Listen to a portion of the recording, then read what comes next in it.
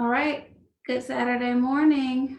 We are happy to be here with you. Thank you for joining us a couple of minutes late because, of course, technology just does what technology does. Yes. So it's Saturday morning. Thank you for spending Saturday mornings with Jay. And today I have a special guest for you because we are in February and it is the month of love. We're going to have some relationship conversations starting out this month.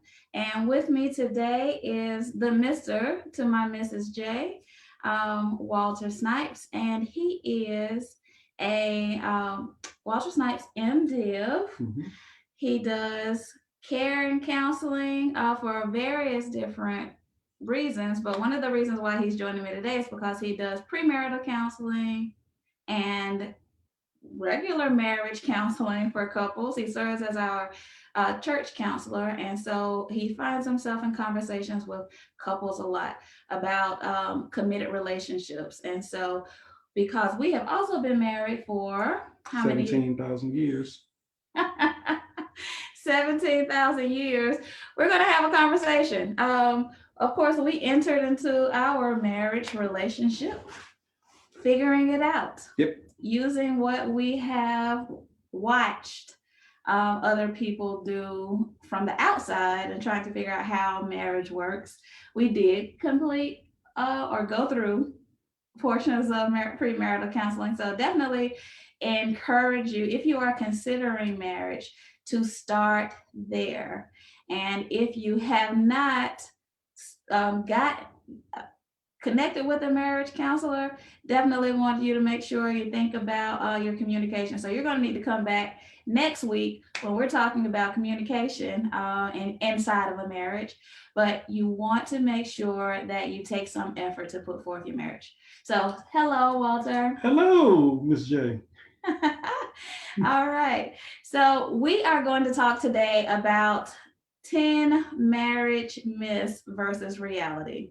And they cover a wide variety of topics. Actually, we read an article that gave us some ideas, and we have some topics in this bowl. We're just going to pick one and go right in. It does not matter what order, and he's going to give you his perspective from the husband shoes, from the counselor shoes. I'm going to give you my perspective from all things woman and queen, and we will go from there. We'll meet somewhere in the middle. We'll meet somewhere in the middle. Yeah. See, first I want to give a shout out to my cousin Ari at Teas of Life, Born a Queen.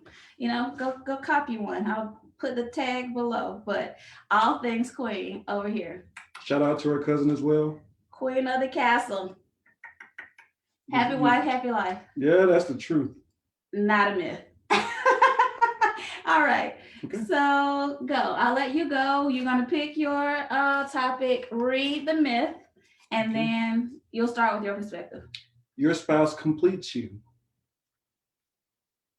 You want to read the reality part too, or just... No, you're going to give your version of that. No, that is not correct. No one should complete you. If you think about marriage, as much as we say the romantic, you complete me. What was that? Jerry Maguire. I need you. You complete me. That's not correct. When two people come together, they have to own that they hope to be complete beings, and that their spouse can't be that which completes it. Because if they're going with that mentality, when you have a void, you may seek other places rather to fill that void. So if I'm dealing with loneliness and I need my wife to complete that loneliness, well, my wife is not giving me attention because she's dealing with life, or it's just we're at a tension moment, I'm lonely. So if my wife isn't giving it to me, then let me go find it somewhere else. And that can lead to resentment, that can lead to infidelity. So the hope would be that you have two complete beings who come together to figure out how life will work as complete beings. All right. I agree that is the myth. I don't think that there is a hint of truth in there, but from my version, this is what I say.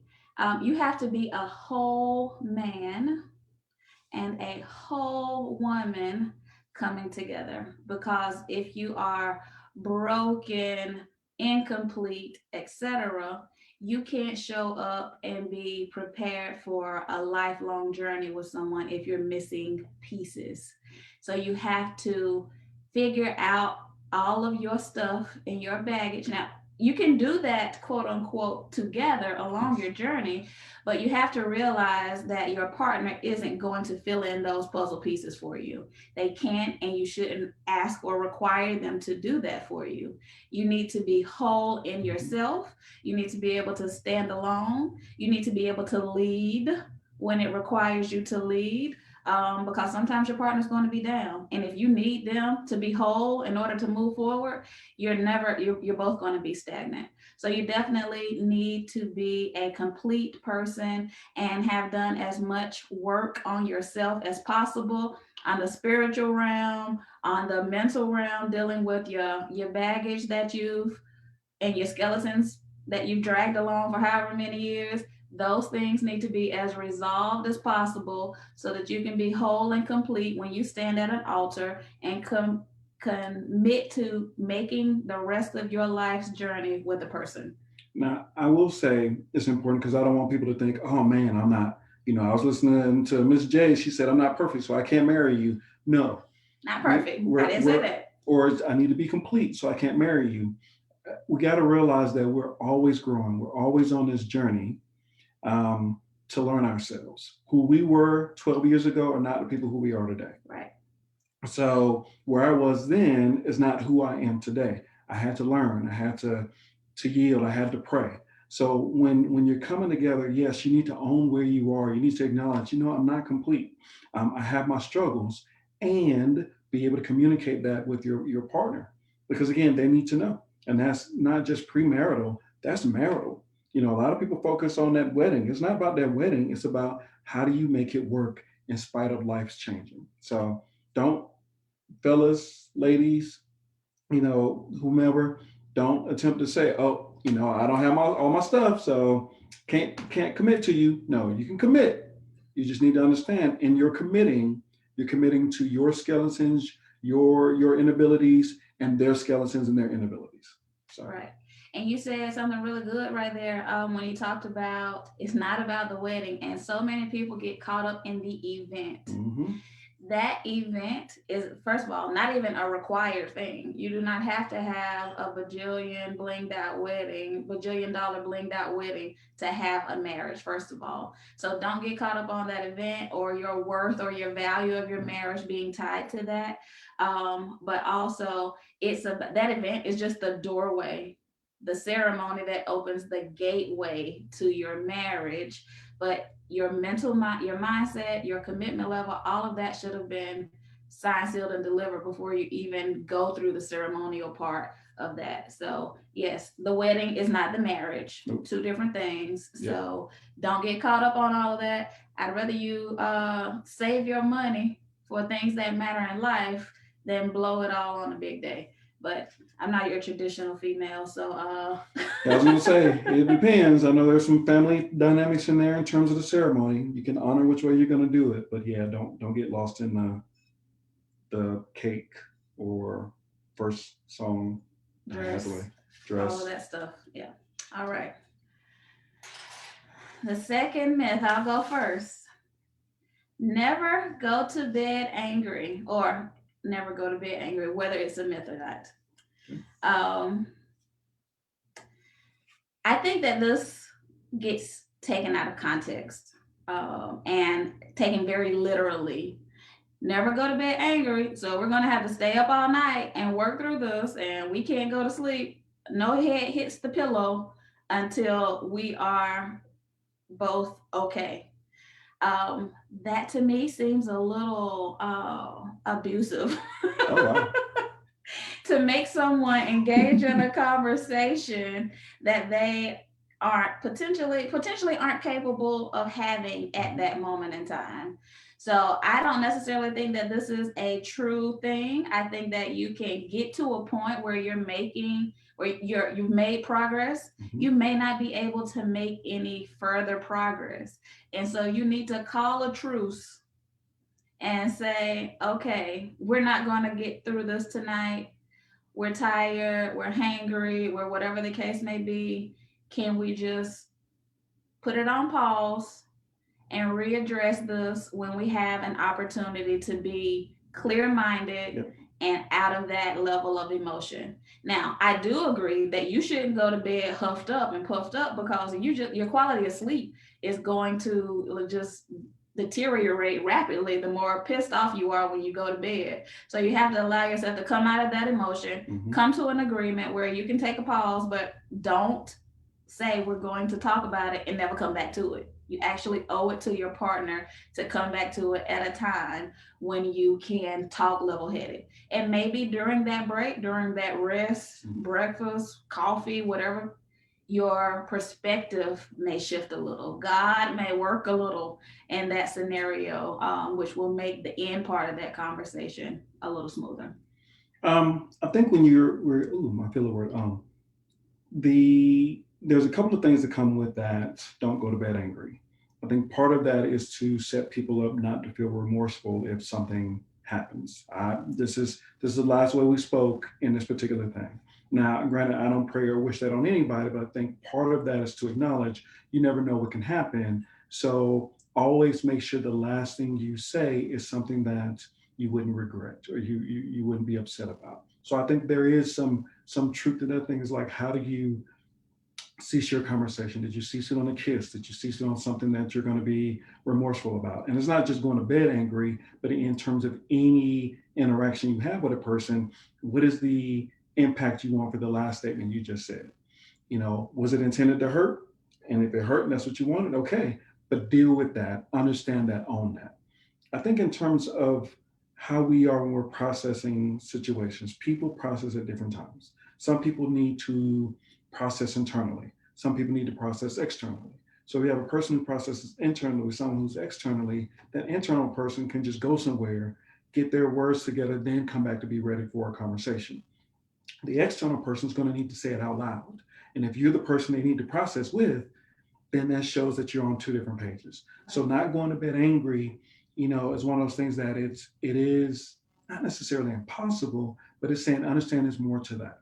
Because if external person needs to process, internal person needs to process. And I agree with you. You don't need to be up at 4 o'clock in the morning to resolve something that may need to take time.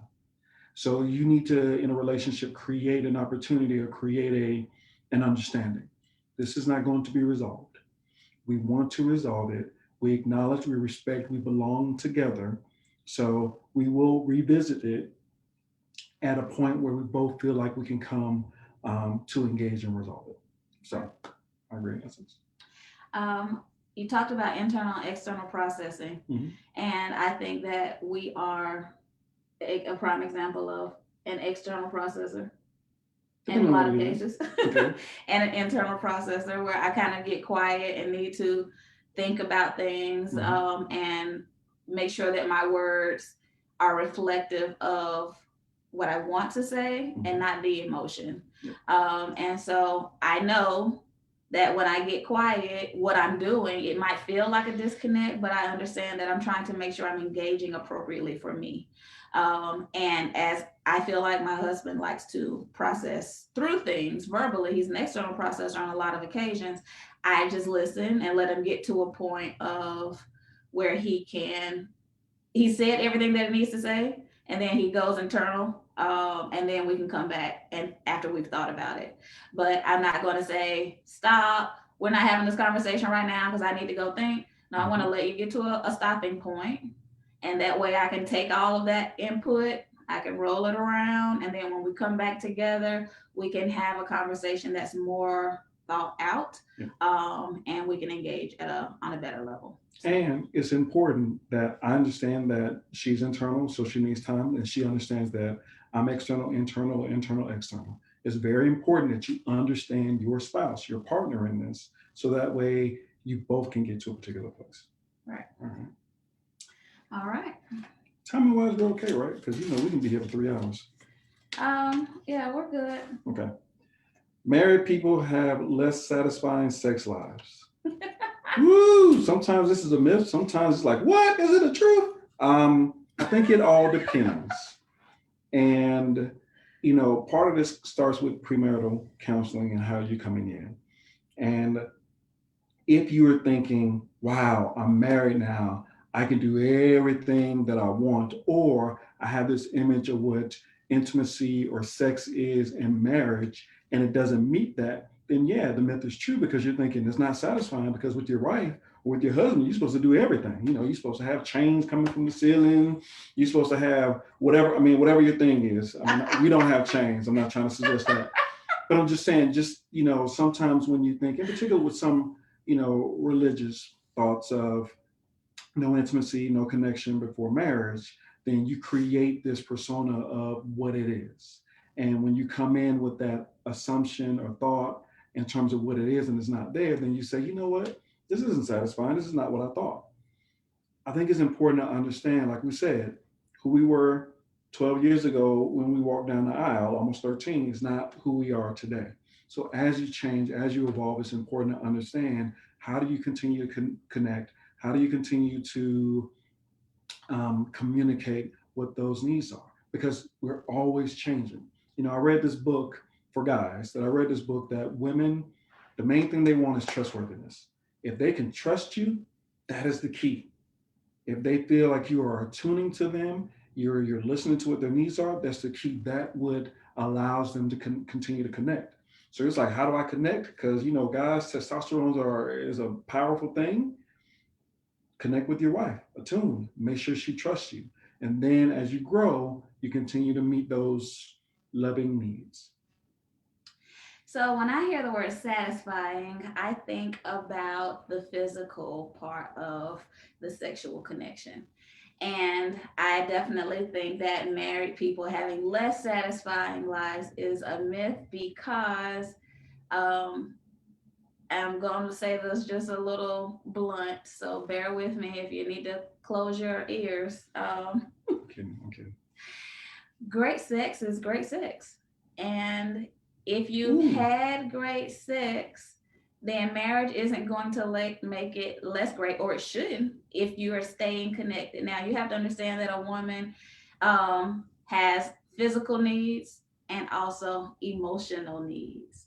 And so, but if you are in a place where both of those are in harmony, I would say that it's probably more satisfying than you would have had in a random connection with someone who had that you had great sex with.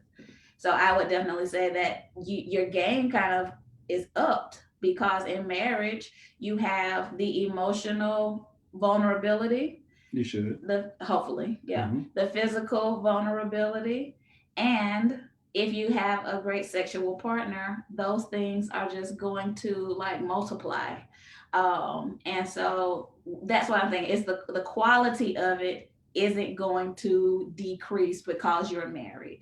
Um, Depending on the spouse that you have selected or that God has given you, maybe you're going to experience some things that you would have never experienced before because you're in a safe space and in a good relationship. So hopefully that grows. Again, we're talking, for me, this conversation is about quality, not quantity. And I know there's a whole when I have sex, when I get married, we're gonna have sex all day long. 7 times a day, 7 days a week. Yes, like every time I look at her. Now, if you are newly married, no kids, a little bit of responsibility, then maybe you can get that rolling. But hopefully, again, every time you connect with your partner, it's like on level 10. I'm just saying. So.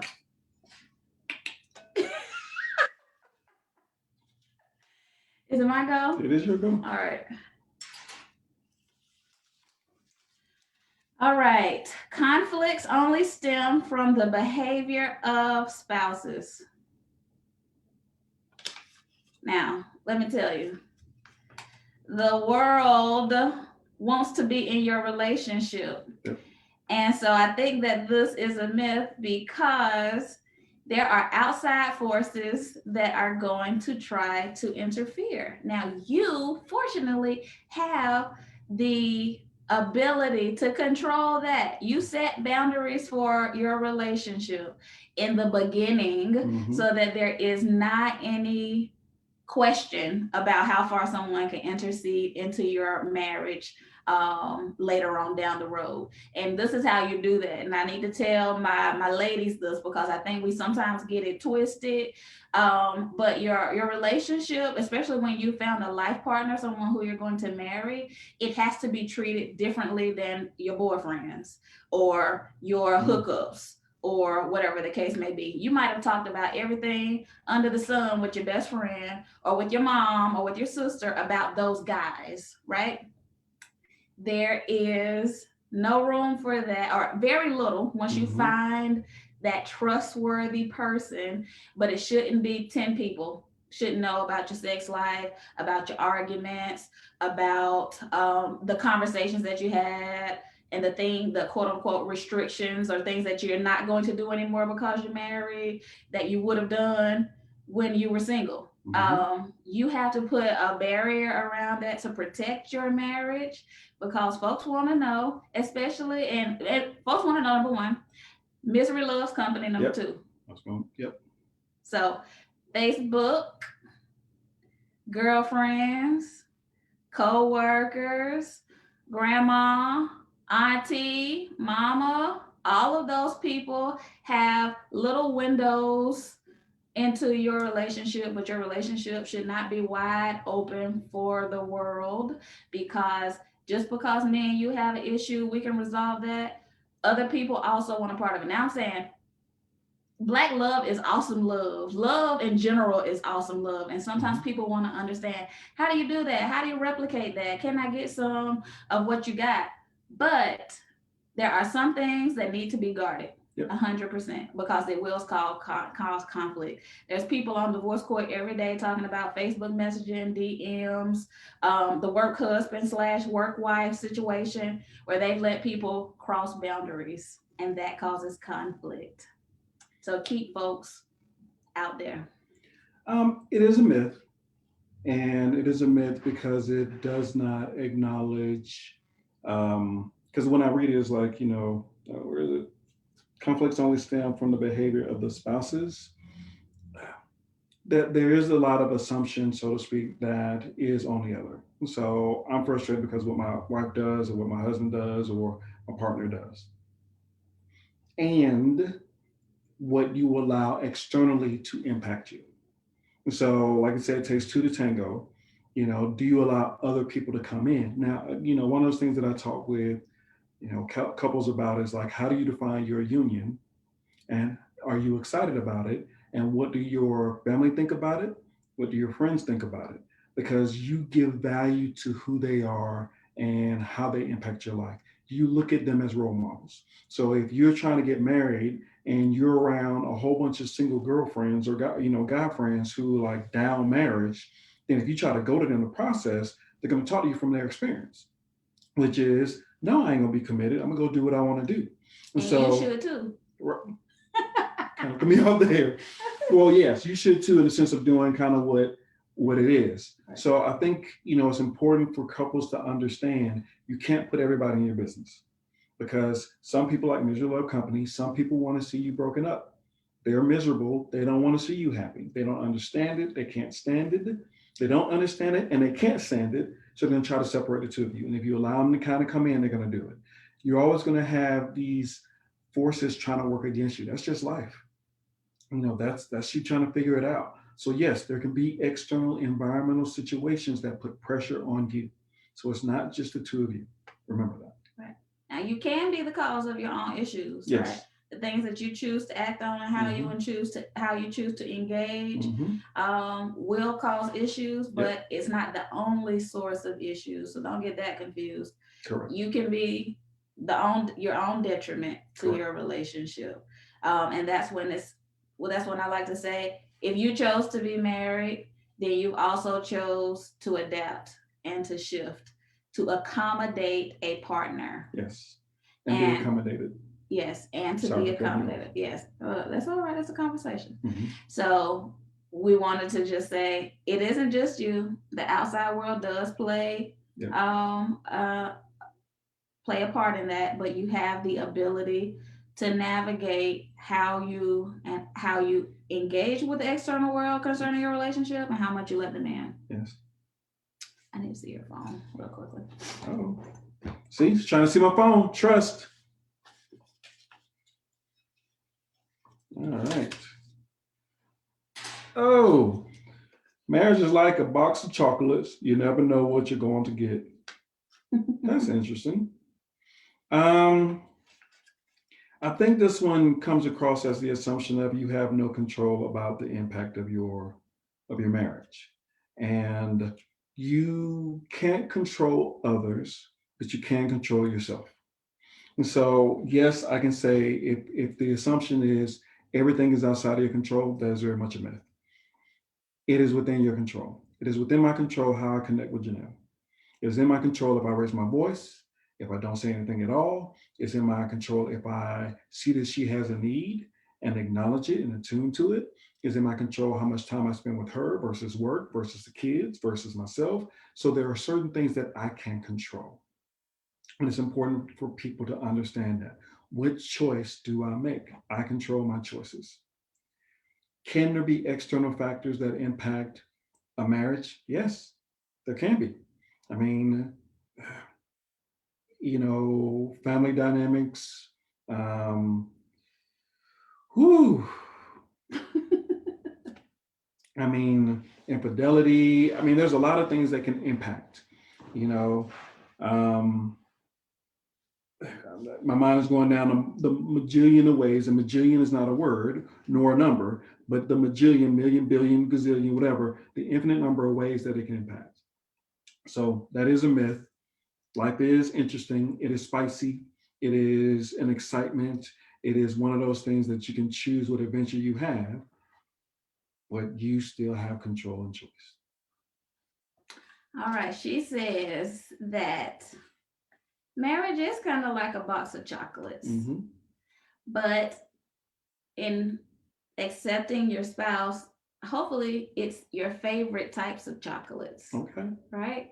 So, and there might be one or two in there that you could do without, but it's not like, the Russell Stover box where you kind of pick a little piece of it and decide that you don't want it and, try to give it to somebody else. See, It's the marriage is variety. Mm-hmm. Your spouse is going to change. How you interact with one another is going to change. That's going to be different. But however, when I say the box of chocolates of the chocolates that you've chosen, Mm-hmm. is because if someone is not showing up as a representative when you're married, but their true self, and you understand their character, their core, their grounding, then every situation might show you something a little different. Yep. But it's something that you are familiar with. And so it might be a strawberry filled one today and a chocolate brownie filled one tomorrow, but it's still good because you've tasted it, you've enjoyed it, and you understand the variety of what your spouse brings to your relationship And what you bring. and what you bring to the relationship. So I think that there is some of that. One person is not always going to be the exact same. Circumstances and situations shift you as life grows and changes. So, like the decisions we would have made in 2010 Mm-hmm. aren't necessarily decisions we're going to make in 2021 because we know better. We've learned each other more, and we've both shifted and changed. So, go ahead. Something I want to say that, my mom taught me, shout out to my mama, not a mama's boy, but I got to recognize people when they drop knowledge. She said, I've been married to your dad, and this one they've been married about 25 years. I've been married almost 41 years now. She said, I will never know your dad. I will know of your dad, but I will never know him. And I was like, wow. So because he's always changing. When you think you know and you don't acknowledge that people change and people grow and it's a journey, it's not a destination, it is a journey, then you lose out. So I say for this, is it like a box of chocolates? You never know what you're going to get. You got to understand that you're on this journey together. People will change, people will grow. Like when we got together, we were both area coordinators at institution. I don't know if we can start saying institutions here, but we were residence coordinators, excuse me, at a institution of higher education. She now works outside of higher education, and I'm still in higher education. So again, there's that growth and there's difference. So, all right. All righty. It's on you. Oh. Let's see. Let's see what we got here. Oh, goodness. Living together first can test if the marriage will be successful.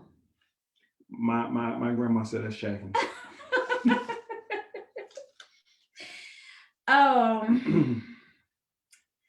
I don't necessarily agree with cohabitation. Now, especially as a gauge of whether this person is going to be right for you to marry. Correct. Because I think there's a different mindset when you're thinking, oh, we're just living together than marriage. Living together with a way out, you interact in that way. Yep. Because there's always an option for exit. And so the things that you do or the things that you evaluate or how you engage with someone because you're sharing a space isn't necessarily the same mindset you need to have when you are married, because your married mindset is a forever mindset. And a cohabitation mindset is a I'm just gonna test the waters mindset. And I have seen so many of my girlfriends move in, or not necessarily like close girlfriends, associates, move in, build houses, and do all of these things on hopes and promises and wishes. And then they end up walking away with no keys, no land, no property, and a whole bunch of hurt because there's been so much input into a physical dwelling that the marriage has not been nurtured, or the potential for marriage was never nurtured. It's convenient, and you're like, oh, well, I'll get to see how he is, and if I like his habits, etc. It's not about habits. It's about heart and love and soul connection, because there are some habits that can change. There are some habits that you will understand, like this is just how he operates, and it might work my nerve a little bit, but it's not something worth leaving over. And I don't necessarily think that people get comfortable, first of all, and the marriage could never show up. The engagement ring never shows up. The wedding planning never shows up, because now you got bills and all of this other stuff that takes precedent. And when life hits, if you don't have a commitment to everything that is coming your way, it's easy to bail. And I just don't think that it's a great test for marriage. Making sure you get to know that person, all of that person, as much as they'll give to you, is going to be better than living with someone. So spend those nights in some deep conversations. So when I hear this, I think that the people don't fully understand what marriage is, because it's not a car. You don't test drive a marriage. And I think people need to own their fear. Hey, I'm afraid of marriage. I'm afraid of whether or not I'm not going to like you in the morning, or you're not going to like me, or I'm not going to like myself.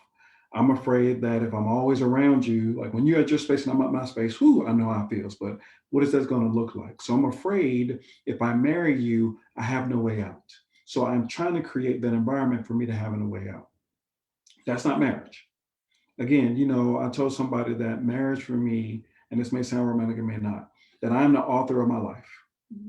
I'm writing my Odyssey, and I now want a co-author to write with me.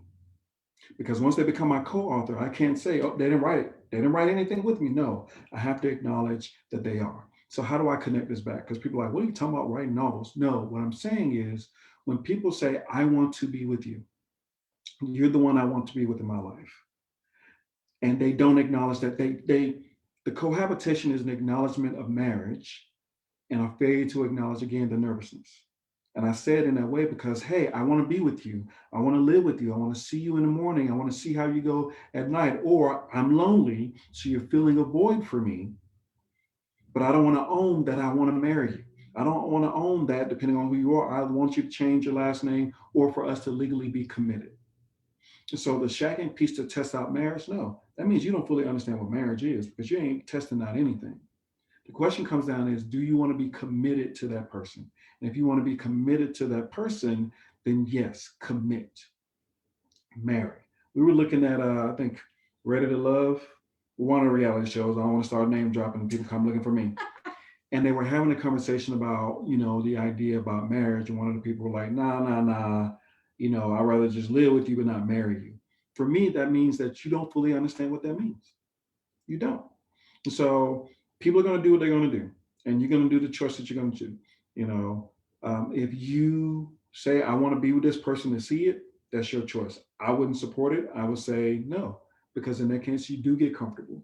You say, we already here. We don't need that. I don't need to dwell in that fear because now I've controlled my environment. I don't need the fear of the unknown of what it means to be married to you. Right. So, nope, don't do it. Reconsider. Yes, yes. And what I want to say is be chosen, and not an option. Yep. Be chosen and set your boundaries and your standards, ladies, because you give them an inch, they'll take a mile. Even if it's you opening your door and letting them live with you instead of you going to live with them, how are you going to get out of that situation?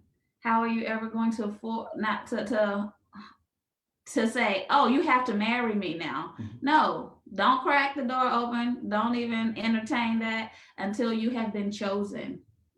And when you said something, you said, "I'm not going to do this till you marry me." Again, do people understand what marriage is? Right. Do you understand what it is? Because if you don't, then you think it's this elusive thing. You think it's this status. It is that commitment of saying we're going to figure it out together. We are.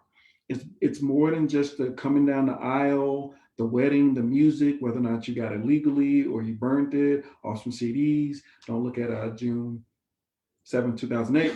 But it is understanding, it's like it's us committing together. It is us understanding that the world sees us together. Because when you think about stuff like the hospital, if you're not connected, sometimes hospitals or other environments will not allow you to connect with that person. So it's important for you to understand what it means. All right. What's next? Good, healthy marriages come naturally. Oh, Lord mercy. So I guess the thing comes down to what is naturally. Again, do you fully understand what marriage is? Do you fully understand the dynamic of relationships? And it's not about here, it's about the total being. When I see and read naturally, I mean it's effortlessly, like we don't have to struggle.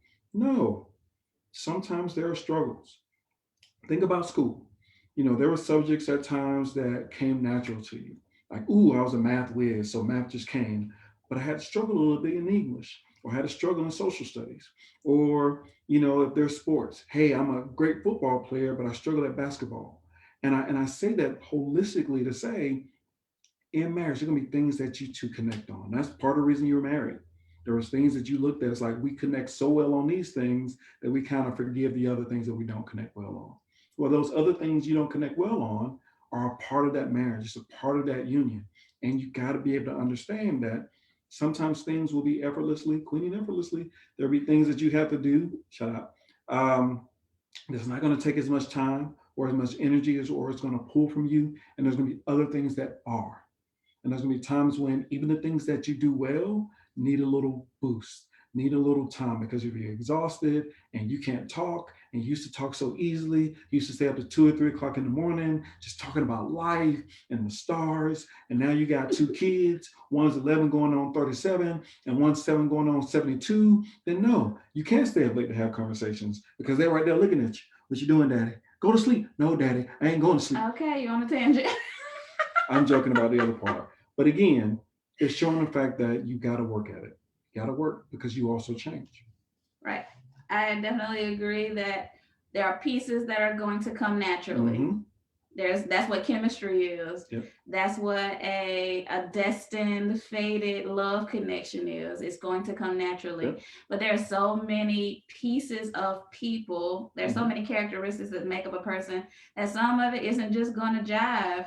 And so you have to work. Yes. But that's where the for better for worse comes in, because during those quote unquote downhill moments, you're going to have to work towards Yes. it. And that might feel unnatural. It is easy to just be in yourself 100% you, don't worry about nobody else.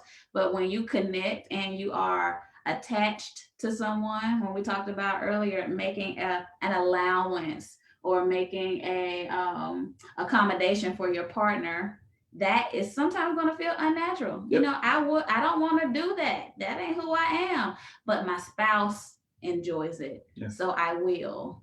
And so those are the things that may feel a little unnatural and it takes work. But if you keep repeating that habit and you understand that marriage is collaboration, Yes.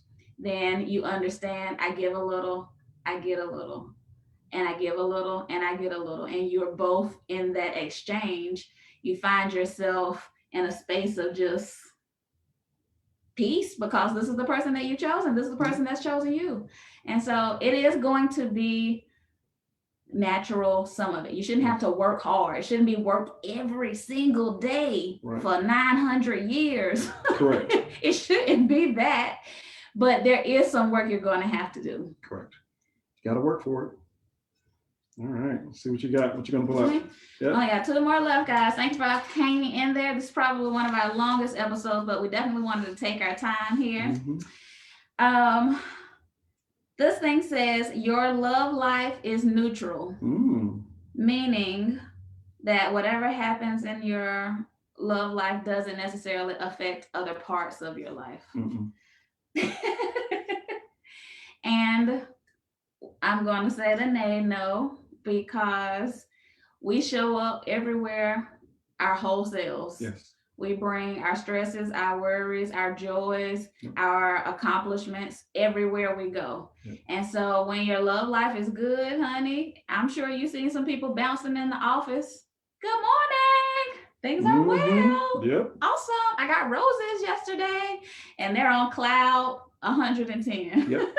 And then when things are bad, you see that. You see that at work. You see it at church. You see it everywhere. And your relationships, your phone calls with your girlfriends. Remember, flashback though. You're not talking about it all.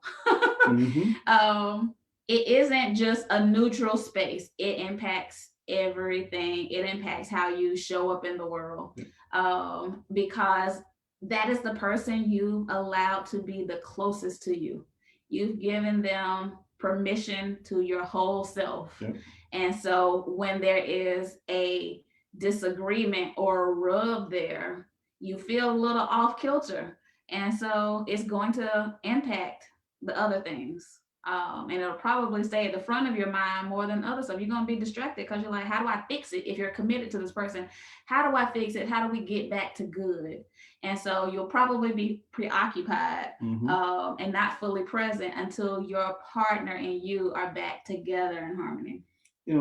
When I read that and I hear that, it makes me think about work in the sense of when I hire a new person, I say, it's not realistic for you to drop all your personality and all your situation in your life at the door. That's not realistic. Who you are coming to work is going to be who you are at work. In regards to this dynamic, it's understanding, again, I agree, you're with your whole self. So if you had a dynamic at home and then you're on the road and you're already frustrated, you're not going to drop that at the door. That's coming with you. If you're on cloud, like you said, 110, then you're going to see that. That's going to, just come out. You're going to, when you engage with people, hello, I had a great date last night. I'm excited.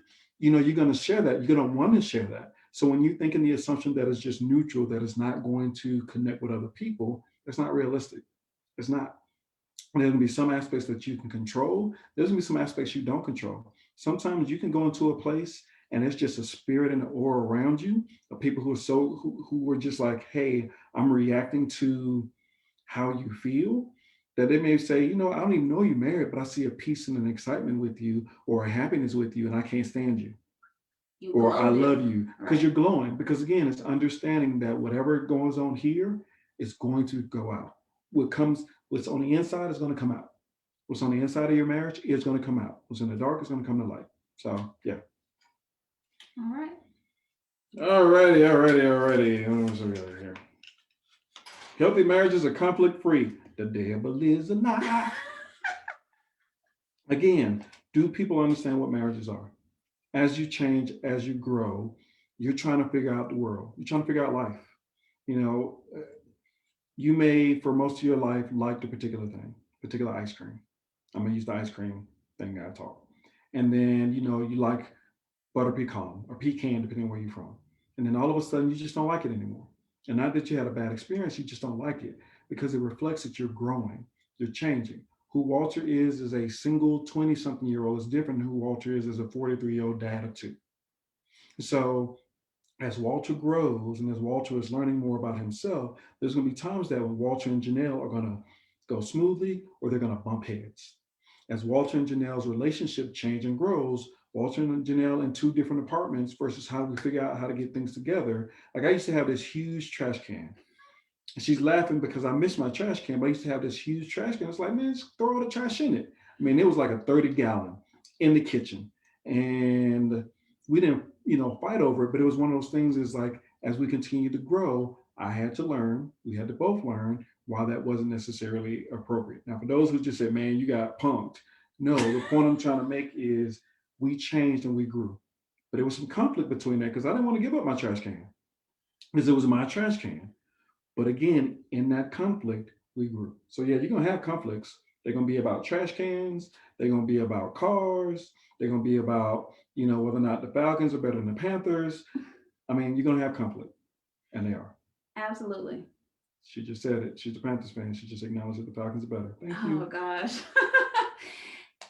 No relationship is conflict free because remember, you are two different people with Yep. two different perspectives, Yep. two different sets of life experiences before you came together. So you've been shaped differently. It is the coming together process is what marriage is about, and the growing together process is what it's about. So the way that I see things going and the way that he see things going, as far as like if we're making life decisions together, oh, we got to buy a house, we need to, remodel, we need to do whatever the case may be. You're each going to step to that decision with different perspectives. Yes. And they may not always be the same. Nope. And so you have to understand that in itself is the definition of conflict, but how you handle conflict is where the key is. And we'll talk about that in our communication episode. I'm glad you're reading my mind because I mean, because it's one of those things. It'll be one of those things that you got to understand because that conflict is what am I assuming? Kind of spoiler. What she said something. What does she mean by that? She hurt my feelings, And as tough as we may be, we still all have feelings. So if you hurt my feelings, we got some rubs. We got some issues, and so conflict. Right. All right. Last one. Thank you for hanging in there. I see you. I see all your comments. Thank you so much, Miss Tico, Chantel. I saw Ari in earlier. We appreciate you hanging in there with us. Like, share, tell a friend. Yep. The last one is marriage will solve all of your problems. All right. Marriage is not a magic wand. Nope. Magic does not, marriage will not fix your conflicts. Right. Marriage will not automatically make someone want to be a parent if they've told you before they didn't want to have kids. Right. Marriage is not going to make someone who doesn't necessarily want the same things, just want the same things. It's not going to be like, oh, let's get married and everything will be better. Some people, especially in that cohabitation state where you like, I'm in love, everything's great. We're going to dive into cohabitating. And then you're like, well, I hate the way that he does all these things, but when we get married, he will change. Yes. Oh my gosh, honey, you're going to be highly upset because if a person has shown you who they are, believe it. It's not necessarily going to change unless they want to change. Correct. You can't change this person, and marriage isn't going to be the change agent. Correct. If anything, now you got to figure out how to undo this foolishness. And now you got divorce, and now you got all of the things that comes with that because you thought that marriage was going to fix it. And sometimes people, and I know I'm kind of getting off topic a little bit, but sometimes in a marriage they think, oh, well, let's just have a baby and that'll make it better. Oh my gosh, these are life decisions that if you haven't fixed the core of what is wrong, this isn't going to be the Band-Aid. Nope. It ain't going to be the super glue or the Gorilla Glue. It's just going to exacerbate the issue because now, again, you don't have the option of getting out as easy as you would have if you just stayed in a dating relationship. This is why, it's so important to do premarital counseling You know, I know people are always nervous, not always. People are nervous about counseling. How do you go? Will they understand? You know, sometimes it's about listening. It's giving you the opportunity to really, pour everything out on the table. And the reason I said in particular about the whole concept of whether or not marriage will solve all your problems, it's like, do you understand what those problems are? And how do you believe the other person is going to help you solve them? I remember, when I was in seminary, we were looking at pastoral care and counseling, and I was reading this book on marriages, the rituals and the myths. And it was talking about this young lady who, she assumed with her fiance that his life was so much better than hers, that a lot of the stuff and the stuff she was struggling with that he had already resolved. So she got married to him, but then realized that she was marrying him in a way because of the similarity. That the same drama she was going through, he was going through, and it didn't fix her problem. Right. So when you are getting married, it's very important to understand what are those problems. What do you see marriage as? What do you see the spouse as? How does that interpret how you view the world? Because if you're thinking I'm gonna go in and this is gonna fill the void, it's gonna solve me.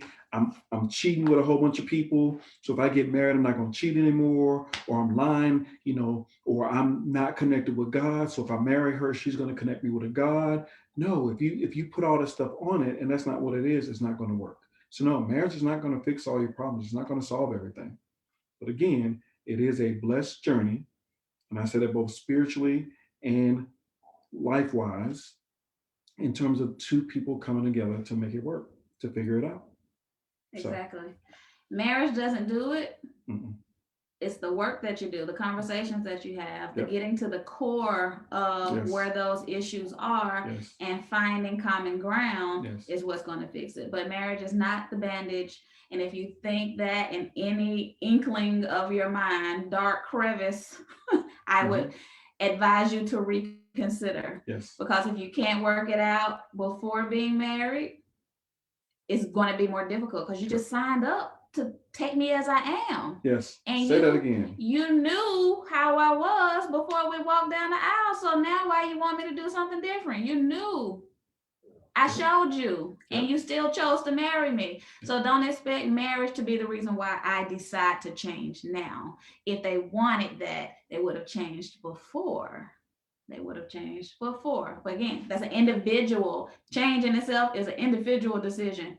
And you have to be your own catalyst of change. Maybe the inspiration is your partner, right, but it can't be the whole reason because you won't stay committed to it. And once you get in marriage, you're still changing, you're still evolving. Yes. So again, 20-year-old Walter is different than 43-year-old Walter. So as you see life, you are still changing. You're still trying to figure it out. So yeah. How'd you get to 20? How'd you get to 43? I stay stuck on 29. Exactly. All right. All right. So we appreciate you. Mhm. Hope that you got something out of this. If you know people that are considering marriage and they need someone to talk to, or they just need to watch this video so that they can understand, it ain't a fairy tale. Nope. Marriage is not a fairy tale. Nope. It's real life, day Yes. in and day out. And so share with them. Ooh, you know what? When you were saying something popped in my head, What? Marriage does not fix loneliness. Right. Because you can be lonely in a room with 10,000 people. Boom. You can be lonely sitting on the couch right here with your spouse and still feel disconnected. Yes. True that. So, All okay. right. Sorry, I cut you off. But like, share, comment. Mhm. Thank you so much for joining us. We will be back next Saturday. We're going to talk about communication and marriage because we feel that if you don't have communication, you pretty much shot yourself in the foot out of the gate. So thank you, Mr. Snipes. Thank you, for joining me. I appreciate you guys. We love you. Take care. Black love. Black love, Wakanda forever. Okay. Team Snipes, we out. Have a fantastic Saturday. We'll catch you later. Bye.